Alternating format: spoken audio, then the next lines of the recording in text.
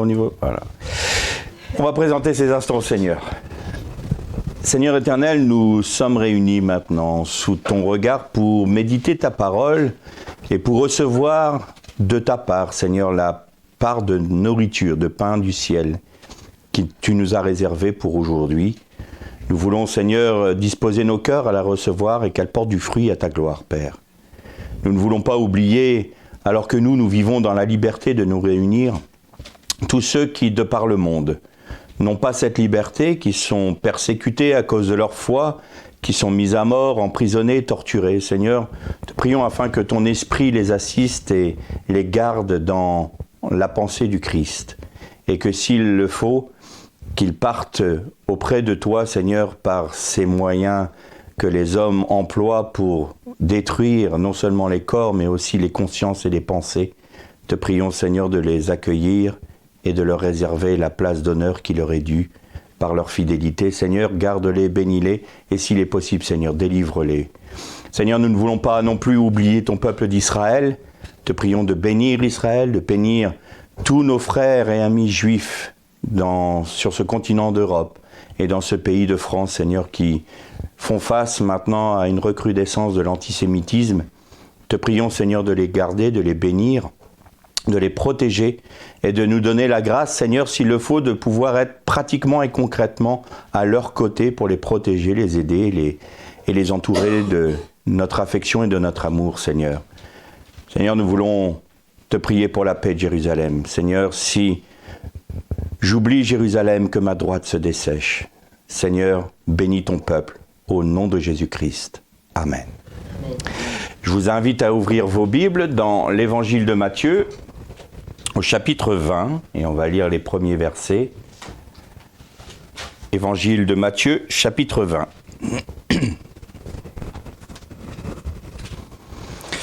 Voici en effet à quoi le règne des cieux est semblable. Un maître de maison qui était sorti de bon matin embaucher des ouvriers pour la vigne. Il se mit d'accord avec les ouvriers pour 1 denier par jour et les envoya dans sa vigne. Il sortit vers la 3e heure et vit d'autres qui étaient sur la place sans rien faire et leur dit « Allez aussi dans ma vigne et je vous donnerai ce qui est juste. » Ils y allèrent. Il sortit encore vers la 6e heure, puis vers la 9e heure.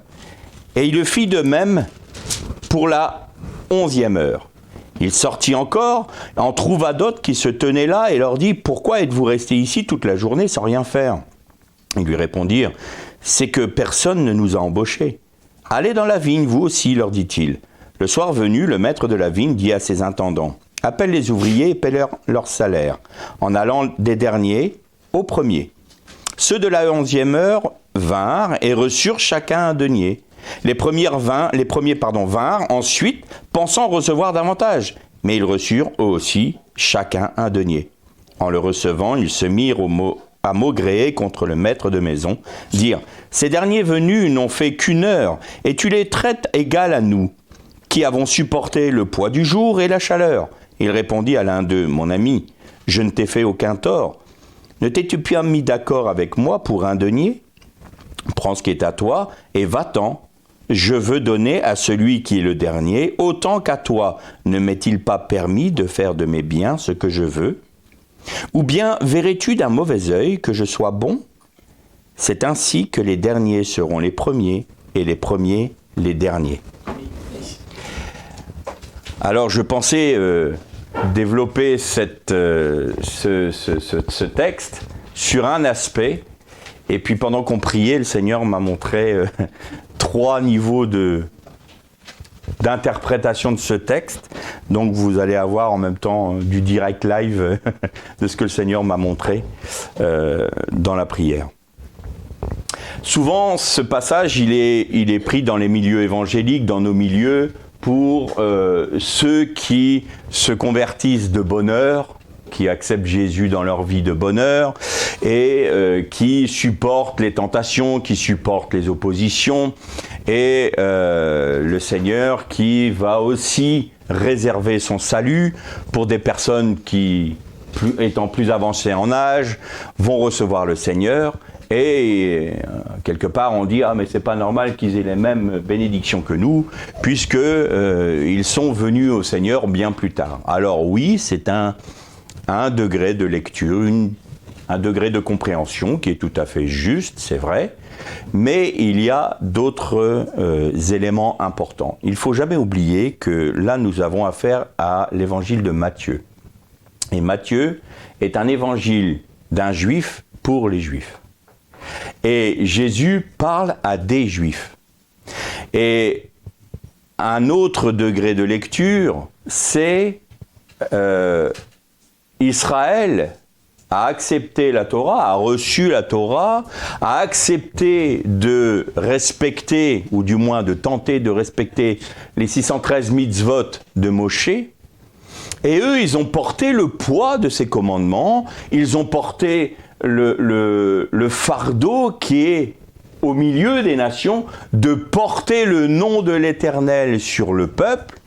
Et c'est un fardeau, parce que Israël est toujours attaqué, non pas parce que c'est un pays comme ça, mais parce qu'ils sont le peuple de la Torah, parce qu'ils sont le peuple de l'Éternel, et les nations ne supportent pas ce peuple à cause de ça. Donc ils ont supporté les assauts, l'ostracisation, ils ont supporté les maltraitances, et jusqu'à la Shoah. Et ils sont à même, en droit, entre guillemets, de dire, mais Éternel, nous, on a reçu la Torah. Nous, on a été en Égypte alors qu'on n'avait pas péché. Quand ils ont été en Égypte, Israël n'a pas péché. Ce n'est pas un exil dû à un péché d'Israël. Ils sont allés en exil en Égypte parce qu'il y avait une famine et que, de ce temps-là, Yosef a reçu sa famille. Ensuite, 200 ans plus tard, eh bien, il y a un pharaon qui est arrivé, qui s'est dit, mais attends, l'Éternel est en train de bénir ce peuple qui est au milieu de l'Égypte. Si jamais ce peuple se retourne contre nous, ça va être un danger. Donc, asservissons-le. Ils n'ont pas été asservis parce qu'ils ont péché.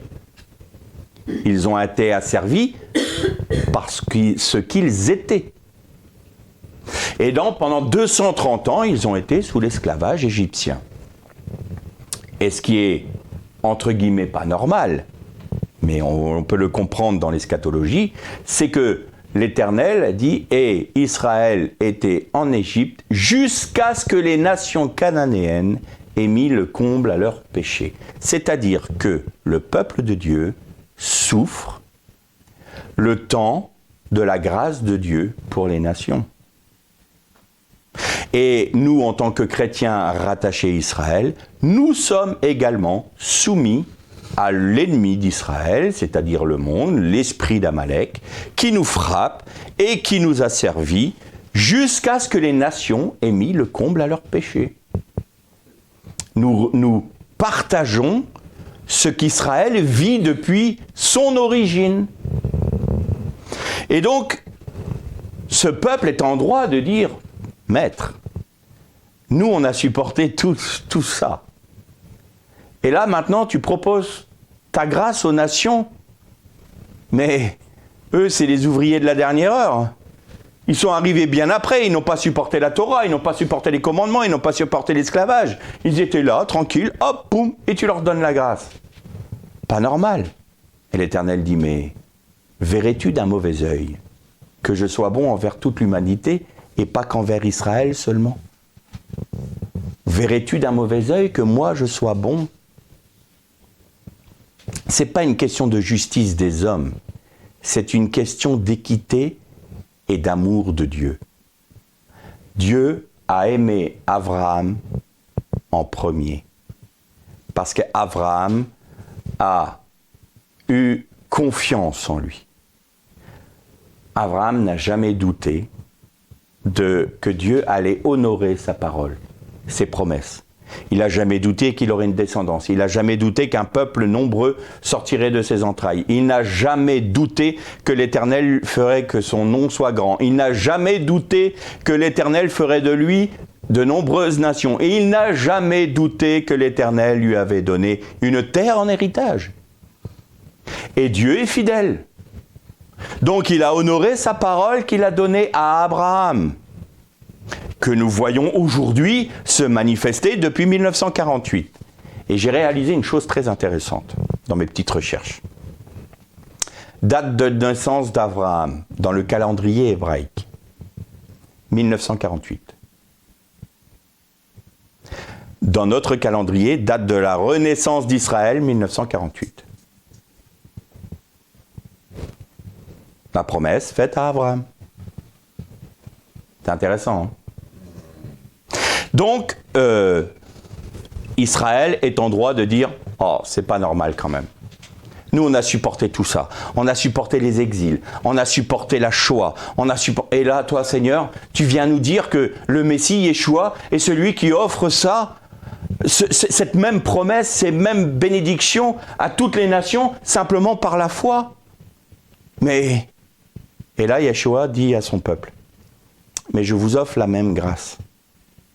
Le fardeau que vous aviez des 613 mitzvot, le fardeau que vous aviez, je l'ai accompli moi-même pour mon peuple. Parce que je vais vous dire une chose. Yeshua dit à son peuple, j'ai partagé vos souffrances. J'ai été rejeté. J'ai été ostracisé. Dès ma naissance, on a voulu me tuer. Tout comme dès votre naissance du peuple d'Israël, on a voulu vous tuer. Les nations m'ont frappé. Les nations m'ont déchiré. Les nations m'ont crucifié. Les nations m'ont transpercé. Alors on va me dire, c'est pas les nations, c'est les Juifs. Ah bon? Eh bien rappelez-vous que la cohorte romaine qui était préposée à la crucifixion de Yeshua était une cohorte faite de nombreux soldats issus de toutes les nations conquises par Rome. Il y avait des Parthes, il y avait des Gaulois, il y avait des Hispaniques, il y avait de tout. Et c'est cette cohorte-là qui a crucifié Jésus. Qu'est-ce que ça voulait dire? C'est les nations qui ont tué Yeshua. Et même plus que ça, Yeshua a dit lui-même, « Personne ne m'ôte ma vie. Je la donne de moi-même, parce que j'ai le pouvoir de la donner, tout comme j'ai le pouvoir de la reprendre. Nul ne me prend ma vie. » Donc, les déclarations que nous trouvons, non seulement dans le monde, mais dans le christianisme, qui dit « les Juifs ont tué Jésus », c'est un mensonge parce que la parole même de Jésus contredit ce qu'ils disent. Donc ils ne sont pas droits, ils ne sont pas honnêtes, et ça veut dire qu'ils ne croient pas en ce que Jésus a dit. Donc leur foi n'est pas fondée sur Jésus, donc leur foi est vaine. C'est clair, c'est précis, c'est net. Donc les Juifs n'ont pas crucifié Jésus, et même l'apôtre Paul dit, les prêtres, même Jésus, on va le voir dans le suite du texte, il dit, l'heure arrive où le Fils de l'homme doit être livré aux prêtres. Pas à Israël, aux prêtres. Alors mettre tout Israël, tous les Juifs dans le même sac en disant « ils ont tué Jésus », c'est une ineptie, c'est pas honnête et c'est pas fondé sur la parole de Jésus, c'est que votre foi n'est pas fondée sur ce que Dieu dit et sur ce que Jésus a dit, donc votre foi est fausse et vaine. Voilà. Maintenant, on m'attaquera autant qu'on veut, mais c'est comme ça et c'est biblique. Point. Et je ne me tairai pas. Donc l'Israël peut très bien dire au Père éternel, mais tout ce qu'on a vécu, tu l'offres aux nations. Mais Yeshua dit à son peuple, j'ai subi les mêmes souffrances que vous pour vous apporter la même grâce que j'offre aux nations. Croyez en moi. Vous tous qui êtes fatigués, chargés. On peut dire qu'Israël est fatigué et chargé. Hein. Venez à moi. Je vais vous donner le repos. Le repos parce que j'ai accompli votre foi moi-même. J'ai porté le fardeau de tous vos péchés moi-même. J'ai participé à vos souffrances pour vous apporter la même grâce que j'apporte aux nations. Acceptez-le simplement par la foi. Tout comme votre père Abraham avait la foi en l'Éternel. Le salut est pour tous, en Yeshua. Et puis, je vous parle souvent de la vie de vainqueur, c'est-à-dire de la vie de disciple. On peut très bien avoir le salut et pas vouloir faire pleinement la volonté de Dieu. On veut garder une part de sa vie, on veut pas être dans le Shabbat comme on parlait tout à l'heure, c'est-à-dire faire toute la volonté de Dieu à chaque moment de notre vie. On veut garder nos petits précarés, nos petites affaires à nous et on dit « Seigneur, je veux bien te donner ma vie à 80%, les 20 autres, c'est pour moi. » À partir de là, c'est qu'on n'a pas abandonné notre vie à Christ. Bien. Et le Seigneur nous invite à mourir à nous-mêmes, à nous charger de notre croix nous-mêmes, c'est-à-dire de ne plus faire notre volonté mais celle de Dieu. Et il y a des moments où on peut se dire, même si on est âgé, ouais, mais moi je viens de réaliser ça seulement à mon âge.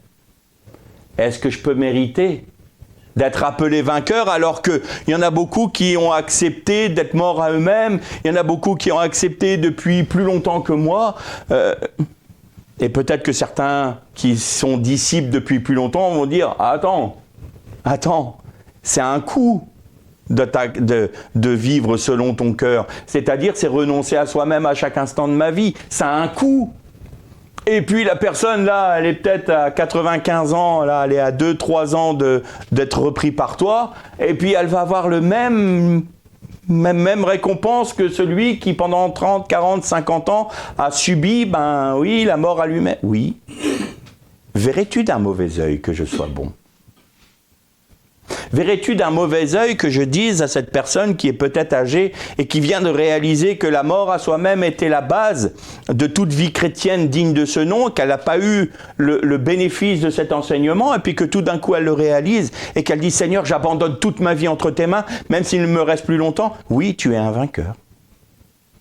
Et c'est très intéressant parce qu'il dit, le maître de la moisson, enfin du maître des vignes, dit « Mais vous êtes resté toute la journée. » Et journée, c'est très intéressant en grec, c'est émera.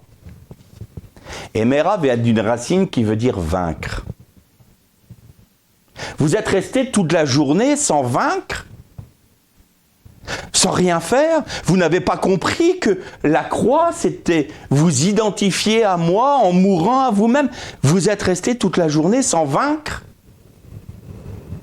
Ils disent, mais personne ne nous a embauchés, c'est-à-dire, on va paraphraser bien sûr, personne ne nous avait dit qu'il fallait mourir à soi-même, personne nous a dit qu'il fallait nous charger de notre croix, on n'avait pas jamais eu cet enseignement, et maintenant on le comprend, mais il est trop tard pour nous.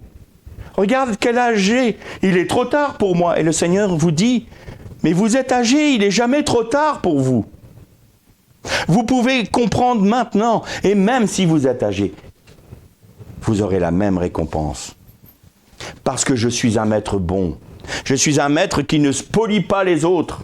Parce qu'on s'est mis d'accord. Celui qui sera mon disciple régnera avec moi. Eh bien, s'il me plaît que celui qui est prêt de partir et qu'il réalise cette profondeur qui est la mort à soi-même et qui accepte la croix, il aura la même récompense, il régnera avec moi.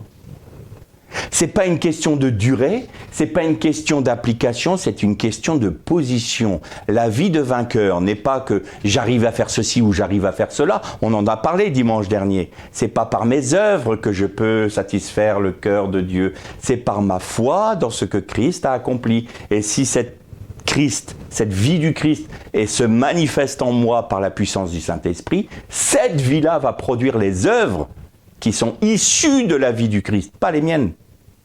Donc je ne mérite pas le salut, c'est une grâce. Je ne mérite pas de régner, c'est une grâce.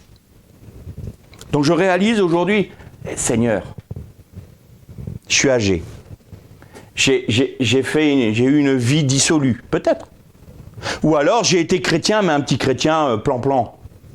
Qui je vais à mon culte ou à ma messe, je fais ma petite prière le matin, ma petite prière le soir, je lis la Bible, ah oui Seigneur, je dis 3 Ave Maria, 5 Pater Nostra, et puis je suis un bon chrétien. Non, tu réalises que ça, ce sont des rituels, des rites, c'est vide de vie, c'est vide de sens, c'est vide de chaim, de chai. Et je sais que notre sœur, qui est juive là, c'est très bien, parce que dans Chai, il y a une profondeur qu'on n'a pas en français. Dans la vie, il y a une profondeur qu'il n'y a pas en français. Eh bien, il n'y a pas cette Chai dans ce que vous faites. Vous avez besoin de la vie du Messie, vous avez besoin de la vie de Dieu en vous. Vous avez besoin de l'origine de la vie qui va produire la vie. Et de cette vie va produire des œuvres. Et les œuvres seront à la gloire de Dieu. Et là, eh bien, on n'est pas là en train de se dire, mais attends, Dieu m'a spolié. Non. J'ai compris ça plus jeune. J'ai accepté ça plus jeune. Il est juste que celui qui a la même position en étant âgé ait le même prix.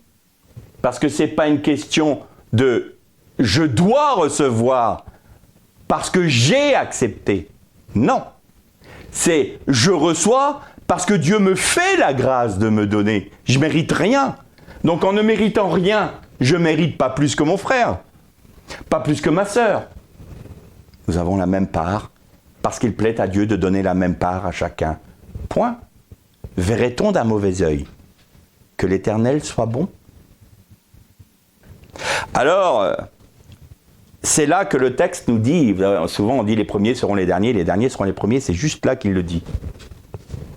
Parfois on a tendance, quand on accepte la vie de la croix en nous et la mort à soi-même, on a tendance à s'appuyer un peu sur ce que Dieu a fait dans notre vie. C'est-à-dire qu'on va regarder les grâces qu'il nous a données, on va en faire des jolies parures. On va se parer des grâces que Dieu nous donne. Et puis, c'est justement là le problème, on se compare aux autres. Ah, mais attends, mais moi, normalement, selon ma conception, il serait juste que je sois le premier dans le royaume de Dieu. Eh bien, parce que tu te compares, parce que tu méprises ton frère, parce que tu te gargarises et tu te pares de ce que moi je t'ai donné que tu ne mérites pas, puisque tu te glorifies de ce que je t'ai offert par grâce, eh bien tu deviens le dernier. Pourquoi? Parce que tu n'es plus un serviteur, tu es un censeur. Tu n'es plus quelqu'un qui vit dans l'humilité et dans la reconnaissance de ce que Dieu te donne. Tu es celui qui t'accapare ce que Dieu t'a donné pour te glorifier toi-même. Et pour rabaisser ton frère. Alors tu seras appelé le dernier dans le royaume de Dieu. Et celui qui dit « Mais Seigneur, je ne mérite pas, franchement, je ne savais pas ça moi et je vais peut-être vivre 2, 3, 4 ans comme ça, alors qu'il y en a, ça fait 40 ans qu'ils vivent ça, je ne mérite rien Seigneur. » Eh bien tu seras premier. Parce que toi, tu sais que c'est une grâce et tu sais que tu ne mérites pas et que tu ne revendiques pas tes, entre guillemets, mérites. Mais tu reconnais que le Seigneur t'offre un cadeau gratuit et que c'est une grâce. Alors tu seras appelé le premier. Voyez le danger de se comparer aux autres, de toujours juger l'autre avec ses vérités et de dire « Ah, mais lui, il n'est pas parfaitement dans la ligne qu'il faut parce que, oh là là !» L'est-on nous-mêmes? Sommes-nous vraiment dans la pensée de Dieu? Sommes-nous attachés, dans notre vie personnelle, à toujours rechercher la pensée de Dieu pour qu'il puisse satisfaire son cœur et faire son œuvre? Et si on était occupé à toujours chercher à faire pour nous-mêmes la volonté de Dieu, on s'occuperait beaucoup moins de notre frère et de notre sœur. Et on s'attacherait à laisser Christ vivre en nous. Et quand nous sommes en communion avec nos frères et nos sœurs, eh bien nous apportons les fruits de cette vie et de cette recherche. On n'est pas là pour se parer de grâce que Dieu nous a donnée, pour dire « Ah ben là, la sœur là, elle a moins de bijoux que moi. Vous avez vu comme j'ai une belle parure en or. C'est de l'or pur, hein, ça vient de Dieu. Mais quelque part, ça vient de Dieu, Dieu me l'a donné parce que moi j'ai accepté, puis moi je suis quelqu'un de bien. » Vous voyez la pensée pernicieuse?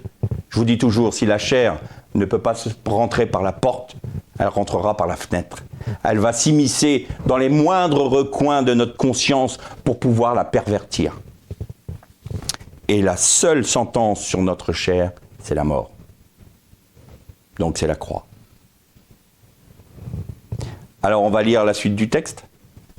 Chapitre 21. Lorsqu'ils approchèrent de Jérusalem et qu'ils furent arrivés à Bethphagée, vers le mont des Oliviers, Jésus envoya 2 disciples en leur disant « Allez au village qui est devant vous, vous trouverez aussitôt une ânesse attachée. » Non, pardon, c'est toujours au chapitre 20, mais au verset 29. Lorsqu'ils sortirent de Jéricho, une grande foule le suivit. 2 aveugles assis au bord du chemin entendirent que Jésus passait et criait « Aie compassion de nous, Seigneur, fils de David !» La foule les rabrouait pour les faire taire, mais ils criaient plus fort « Aie compassion de nous !» Jésus s'arrêta, il l'appela et dit « Que voulez-vous que je fasse pour vous ?» Ils lui dirent « Seigneur, que nos yeux s'ouvrent. » Ému, Jésus toucha les yeux. Aussitôt, ils retrouvèrent la vue et le suivirent. Plus loin, c'est là qu'on continue. Lorsqu'ils approchèrent de Jérusalem et qu'ils furent arrivés à Bethphagée, vers le mont des Oliviers, Jésus envoya 2 disciples en leur disant « Allez au village qui est devant vous, vous trouverez aussitôt une ânesse attachée et un ânon. Avec elle, détachez-les et amenez-les-moi. Si quelqu'un vous dit quelque chose, vous répondrez « Le Seigneur en a besoin. » Et il les laissera aller tout de suite. Cela arriva afin que s'accomplisse ce qui avait été dit. « Dites à la fille de Sion, ton roi vient à toi, plein de douceur, monté sur une ânesse, sur un ânon, le petit d'une bête de somme. » Les disciples allèrent faire ce que Jésus leur avait ordonné. Ils amenèrent l'ânesse et l'ânon sur lesquels ils mirent leurs vêtements. Ils s'assirent dessus. La plupart des gens de la foule étendirent leurs vêtements sur le chemin. D'autres coupèrent des branches aux arbres et les étendirent sur le chemin. Les foules les précédaient et le suivaient en criant « Hosanna, fils de David, béni soit celui qui vient au nom du Seigneur. Hosanna dans les cieux très haut. » On arrêtera là notre lecture. Tout de suite, après ce qu'on vient de dire sur le premier sera le dernier et les derniers seront les premiers, Jésus ouvre les yeux de 2 aveugles.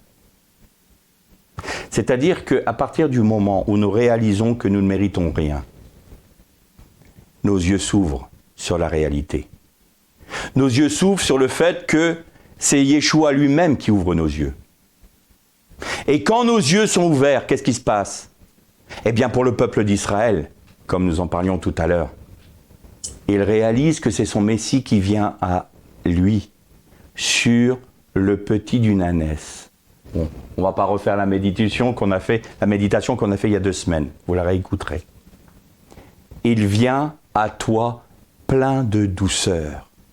Israël, je sais quelle a été ta souffrance. Je connais aussi tes rébellions.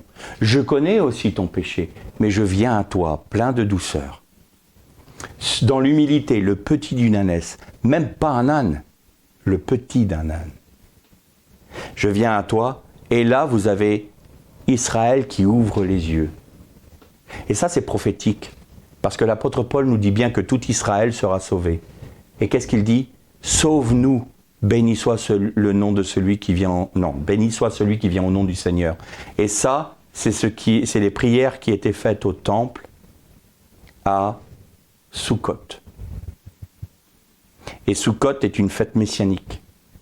Et à Sukkot, les personnes venaient habillées en blanc et psalmodier autour de l'autel des sacrifices en disant « Hosanna, sauve-nous, béni soit celui qui vient au nom du Seigneur, qui n'est autre que le Messie. » Et là, c'est ce que la foule crie. Donc, tous les Juifs ont crucifié Jésus. Ils accomplissaient la parole, la prophétie de Zacharie et de Jérémie. Mais c'était des prémices, ça. Parce que l'Éternel savait qu'il fallait donner aussi cette bénédiction à ceux de la dernière heure, c'est-à-dire les nations. Alors, il fallait qu'Israël ait les yeux voilés. Il fallait qu'Israël ne prononce pas dans son ensemble « Hosanna, béni soit celui qui vient au nom du Seigneur », parce que ça, c'est le moment où le Messie revient pour régner. Et c'est ce que dit Pierre dans sa première prédication. Nous voyons ça dans le premier chapitre du livre des Actes. Il dit « Mais frères, amis, frères, ne savez-vous pas que si aujourd'hui même nous disons « Béni soit celui qui vient au nom du Seigneur », le règne messianique vient tout de suite. Et donc quand le jour où l'Éternel, où le temps des nations sera fermé, c'est-à-dire la Neila, la fermeture du temps des nations, sera terminée, alors Dieu va enlever le voile d'Israël, de tout Israël. Ils vont reconnaître celui dont les chefs l'ont percé. Ils vont pleurer sur lui comme sur un premier-né. Et aujourd'hui, il y a un rabbin orthodoxe qui veut faire le rachat du premier-né et refaire le procès de Yeshua. Il est en train de rassembler l'argent pour faire un procès rabbinique, donc comme c'était au Sanhédrin, et racheter le premier-né. On y arrive, hein? On y arrive. Et ils vont pleurer sur lui, le voile sera ôté, et qu'est-ce qu'ils vont dire? Sauve-nous, Hosanna, béni soit celui qui vient au nom du Seigneur. Et le Seigneur reviendra sur le mont des Oliviers poser ses pieds, et il régnera sur Israël et sur toutes les nations. C'est ça notre espérance. Alors, pour terminer, attachons-nous non pas à nous comparer à nos frères et sœurs de savoir quelle est la mesure de grâce que Dieu leur a donnée, quelle est la mesure d'acceptation qu'ils ont fait dans leur vie. Attachons-nous à nous regarder nous-mêmes et à discerner si l'œuvre de Christ peut s'accomplir sans entrave. Soyons attentifs à laisser le Seigneur nous faire rentrer pleinement, complètement dans son Shabbat. Mourons à nous-mêmes. Acceptons la discipline de l'Esprit dans notre vie de manière à ce que Christ puisse vivre en nous sans être entravé par notre propre nature. Mourons à nous-mêmes. Édifions nos frères. Soyons disponibles communaux, comme je le disais dernièrement. Soyons disponibles pour nos frères, pour qu'ils puissent recevoir la bénédiction qui leur est réservée par Dieu, par notre entremise. Et restons édifiés ensemble, dans la communion, dans l'amour fraternel. C'est ça. C'est pas la peine de faire Shabbat ou de faire des fêtes de l'Éternel si on méprise notre frère. L'objectif de la loi, c'est d'aimer son prochain. Et celui qui aime son prochain, nous dit la Bible, aime Dieu. Quels sont les commandements les plus importants? Tu aimeras le Seigneur ton Dieu de toute ton âme, de toute ta force, de toute ta pensée. Et le second qui lui est semblable, tu aimeras ton prochain comme toi-même. Si nous n'aimons pas notre frère et que nous respectons toutes les mitzvot, toutes les fêtes, tous les shabbats, nous ne servons à rien. Ça ne nous sert à rien. Parce que ça change, notre extérieur sera propre et joli, mais ça ne change pas notre cœur. L'objectif de la Torah, pas la loi, de la Torah qui veut dire enseignement, c'est pas que l'on soit beau dehors, c'est que l'on soit échangé dedans. C'est que ce soit Christ qui vive en nous. Alors, si nous sommes attachés à ça, nous n'allons plus nous comparer aux autres. Nous n'allons plus juger l'autre. Bien sûr, il faut un discernement. Et on a dû le faire ces derniers temps. Discerner qui vient, parce qu'il y en a qui viennent pour détruire. Et là, il y a des dispositions à prendre, ce que nous avons fait. Il y a des choses à faire, c'est vrai. Mais ça fait partie de la discipline de l'Église. Mais autrement, nos frères et sœurs, on les aime parce qu'ils ont la même grâce que nous. Il n'y a pas de plus grand que l'autre. Il n'y a pas de plus petit que l'autre. Nous sommes tous avec les mêmes récompenses, que ce soit le jeune converti, tout comme ce soit celui qui a accepté Jésus il y a 40 ans. C'est la même récompense qui est promise. Et il n'y a pas lieu de dire « Oh, toi, t'es un petit. Oh, allez, t'auras un petit strapontin dans le royaume de Dieu. Moi, je devrais être sur un trône, normalement, ça devrait le faire. » Non, on sera tous sur des trônes si on a accepté Jésus. Parce que Jésus nous a dit « Je vous ferai partager ma gloire. » Imaginez qu'on soit petit à nos yeux, ou qu'on pense peut-être que le petit va dire « Ah ben lui, il est grand. » Non, non, ça, c'est pas le royaume de Dieu, ça. Celui qui se croit grand, oui, il est petit. Mais celui qui se sait petit, il est grand parce que c'est Christ en lui qui est grand. Alors restons attachés à cela et on va voir se manifester à travers nous la vie du Messie, sa bénédiction. Et on va voir que le lien d'amour qui nous unit n'est pas simplement de l'affection humaine. C'est vraiment un esprit de vie, Chai, qui nous anime et qui produit des fruits que l'on ne peut même pas imaginer. L'Erlé Shalom.